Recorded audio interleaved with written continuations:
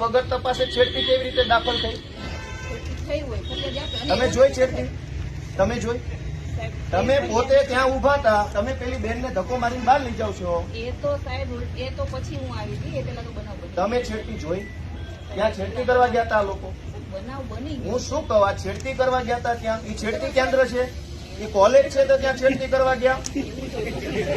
College છે? આ college છે? તો ટેકાના ભાવની ખરીદી કરનારા લોકો ખેડૂત પાસેથી પૈસા માંગે છે, એના માટે કોઈ એમને જાણ કરી તો આનું શું છે? એક મિનિટ, તમે એમ કહો જ્યાં રજૂઆત કરવાનો એના કરો. પ્રાંત અધિકારીને 18, 19, 20 તારીખે 3 વખત રજૂઆત કરી. આરએસસી કલેક્ટરને 18 ને 22 તારીખે 2 વાર રજૂઆત કરી. કલેક્ટર સાહેબને 24 તારીખે મેં રજૂઆત કરી. 24 તારીખે સીઈઓને રજૂઆત કરી અને 24 તમને એફઆઈઆર આપી. હજુ તમે એમ કહો રજૂઆત કરો તો આ ગુંડા તમને રજૂઆત કરવા આવ્યા હતા?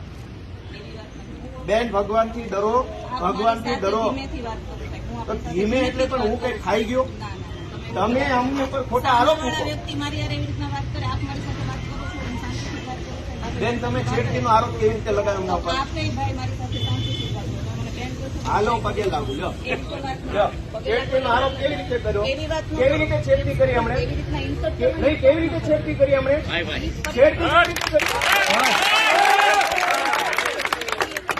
ફરિયાદીનો બધું કે છે, મેં કીધું. પગે લાગુ તમને, પગે લાગુ. લો, છેડતી કેવી રીતે કરી? બેન,